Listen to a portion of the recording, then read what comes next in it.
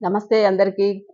నేను Philomena, human rights activist. ఈరోజు మన యొక్క ఛానల్‌లో మాట్లాడుకోబోయేటువంటి అంశం వచ్చేసి, మనము హక్కులు తెలిసినప్పటికీ కూడా అవి మనము పర్సనల్‌గా ఎలాగా ఉల్లంఘన అవుతున్నాయి అనేటువంటి ఒక విషయాన్ని మనం మాట్లాడుకోబోతున్నాము.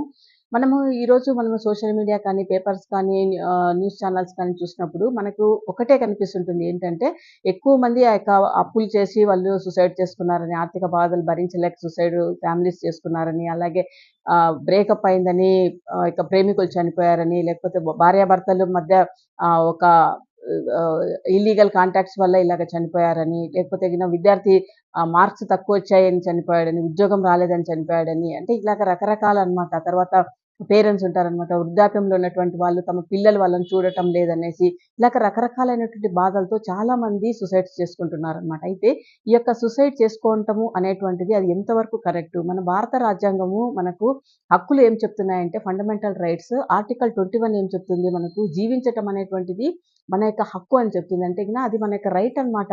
అంటే ఇలాగ సూసైడ్ చేసుకొని చనిపోవటం వల్ల మనం ఏం చేస్తున్నాము? మన యొక్క హక్కును మనము ఉల్లంఘిస్తున్నామనమాట. ఈ యొక్క హక్కు ఇది నాకు కాదు అనేసి దాన్ని ఉల్లంఘిస్తున్నామనమాట. కాబట్టి ఇలాగ జరగకుండా ఉండాలి అనంటే మనం ఏం చేయాలి? ఇప్పుడు ఒకవేళ సూసైడ్ చేసుకొని చనిపోయినంత మాత్రాన మనకు ఏమైనా అంటే సొల్యూషన్ దొరుకుతుందా? లేదు.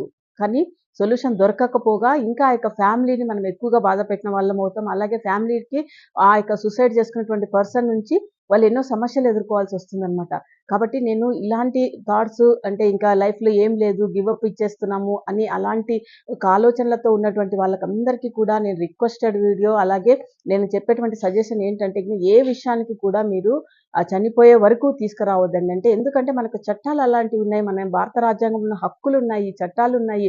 ప్రతి విషయానికి కూడా ఈరోజు మనం ఇలాగా ఏదైతే జీవిస్తున్నామో ఇవన్నీ కూడా చట్టాలు, హక్కులు పెట్టినటువంటి ఆ యొక్క విషయాన్ని బట్టే మనమంతా కూడా జీవిస్తున్నామనమాట. కాబట్టి ఏ సమస్య వచ్చినప్పటికీ కూడా ముందు మనము ఈ చట్టరీత్యా దీనికి ఎలాంటి సొల్యూషన్ ఉంది అనేటువంటిది మనం వెతకడం అనేటువంటిది ఫస్ట్ ఆఫ్ ఆల్ మనము తెలుసుకోవాలనమాట. ఎందుకంటే ఒకవేళ ఆర్థిక సమస్యలొచ్చాయనుకోండి, అప్పుల బాధలు కట్టలేక ఉన్నారు. బ్యాంకర్స్ నుంచి తొందరలైతున్నాయి. అప్పుడు బ్యాంక్‌కెళ్ళి కూర్చొని మాట్లాడొచ్చు. లేకపోతే ఏదైనా బంగారం ఉంటే దాన్ని పెట్టి ఆ యొక్క సొల్యూషన్ చేసుకోవచ్చు. ఒకవేళ అది కూడా లేదు అనంటే ఇప్పుడు మనకి దగ్గర ఇన్స్యూరెన్స్ బాండ్స్ ఉంటాయి గదండీ! అంటే ఇన్స్యూరెన్స్ చేపించుంటారు. ప్రతి ఒక్కరు ఇన్స్యూరెన్స్ చేపించుకొని ఉంటారనమాట. అలాంటి బాండ్స్ ఉంటాయి. అవి కూడా మనకు ఉపయోగపడతాయంట. అవి కూడా మనం బ్యాంక్‌లో పెట్టి డబ్బు తీసుకునేటువంటి ఆ యొక్క అవకాశం ఉంటుందనమాట. ఇలాగ ఏదో ఒకటి మనం ఒక ప్లాన్ చేయొచ్చనమాట. ఒకవేళ ఏది కూడా కాలేదంటే ఒక అడ్వకేట్ దగ్గరికెళ్ళి ఒక లీగల్‌గా ఒక నోటీస్ వాళ్ళకి పంపించి మాకు సో అండ్ సో మనకు టైం కావాలని టైం తీసుకోవచ్చనమాట. ఇదంతా కూడా ఈజీగా ఉండేటువంటి ప్రాసెసే అనమాట. ఇంకా కొంతమందయితే భార్యాభర్తలు వాళ్ళకు ఏదో ఇల్లీగల్ కాంటాక్ట్‌లున్నాయి. భర్త సరైనటువంటి వ్యక్తి కాదు, భార్య సరైనటువంటి వ్యక్తి కాదు అని వాళ్ళు సూసైడ్ చేసుకోవటం జరుగుతుందనమాట. అలాగ కూడా చేయకూడదనమాట. ఒకవేళ మీకు ఇంట్రెస్ట్ లేకపోతే డైవర్స్ తీసేసుకోవడమో, లేకపోతే విడిగా ఉండటమో చేయాలి. అంతేకాని చనిపోవడము, లేకపోతే ఆ యొక్క సూసైడ్ థాట్స్ అనేటువంటివి రానీయకూడదనమాట. ఇంకా కొంతమంది పేరెంట్స్ ఉంటారు. అంటే వృద్ధాప్యంలో ఉన్నటువంటి వాళ్ళు కూడా వాళ్ళు ఎంతగానో కృషించిపోతుంటారు. మా పిల్లలు మమ్మల్ని చూడటం లేదని. ఈవెన్ మనకు పిల్లల పైన కూడా పిల్లలు సరిగ్గా చూడకపోతే కూడా వాళ్ళ పైన కూడా ఇక హక్కులనేటువంటివి ఉన్నాయన్నమాట. అంటే వాళ్ళ నుంచి ఎలాగా తల్లిదండ్రులకు పోషణకు వాళ్ళు ఎలాగ డబ్బులు ఇవ్వాలి అనేటువంటి విషయం కూడా చట్టాలున్నాయన్నమాట.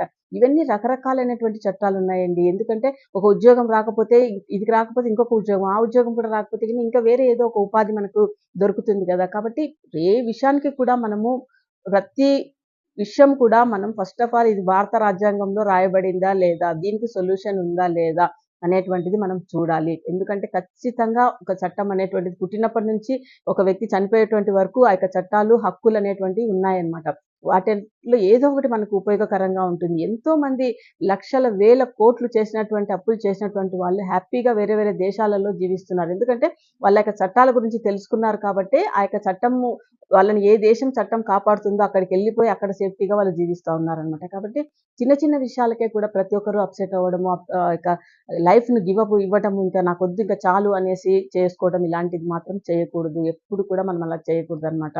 ప్రతి ఒక్కటి దానికి సొల్యూషన్ ఉంది. ఒకవేళ మీకు ఏది సొల్యూషన్ దొరకకపోతే మీ దగ్గర ఉన్నటువంటి ఒక అడ్వకేట్‌ని కలవండి. లేకపోతే కౌన్సెలింగ్ సెంటర్స్‌కి వెళ్ళండి. మాలాంటి హ్యూమన్ రైట్స్ లీడర్స్‌ని కలవండి. లేకపోతే ఇంకా ఇంకా ఎలాగ మేము తెలుసుకోవాలి అనే భారత రాజ్యాంగాన్ని చదవండి. అలాగే మనకు ఏ కేసు ఏదైతే మనల్ని బాధపెడుతుందో ఆ యొక్క విషయం గురించి ఆలోచించండి. ఎందుకంటే ఒకవేళ క్రైమ్ లాంటి ఒక సమస్య ఏదైనా బాధపెడుతుంటే పోలీస్ స్టేషన్‌కి వెళ్ళాలి. లేకపోతే ఆ యొక్క ల్యాండ్ ఇష్యూస్ ఏదైనా ఉంటే దానికి అదంతా కూడా సివిల్ మ్యాటర్స్ కాబట్టి కోర్టుకి వెళ్లి కోర్టు ద్వారా తీసుకోవచ్చనమాట. ఇక ఎనీ సమస్య ఏదైనా కూడా అప్పుల బాధలే ఉండొచ్చు. ఏదైనా కూడా ప్రతిదానికి కూడా ఒక సొల్యూషన్ అనేటువంటిది ఉందండి.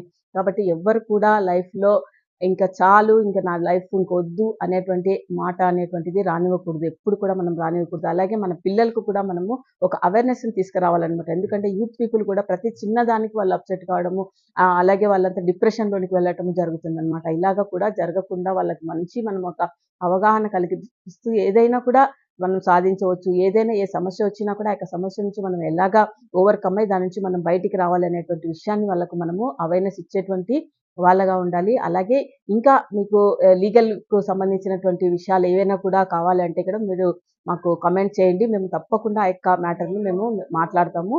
Thank you so much watching this video అండి. అలాగే ఇంకా ఎవరైనా హ్యూమన్ రైట్స్‌లో all India council of human రైట్స్‌లో జాయిన్ కావాలా అన్నటువంటి వాళ్ళు కూడా మమ్మల్ని మీరు సంప్రదించవచ్చు. థాంక్ యూ సో మచ్ అండి.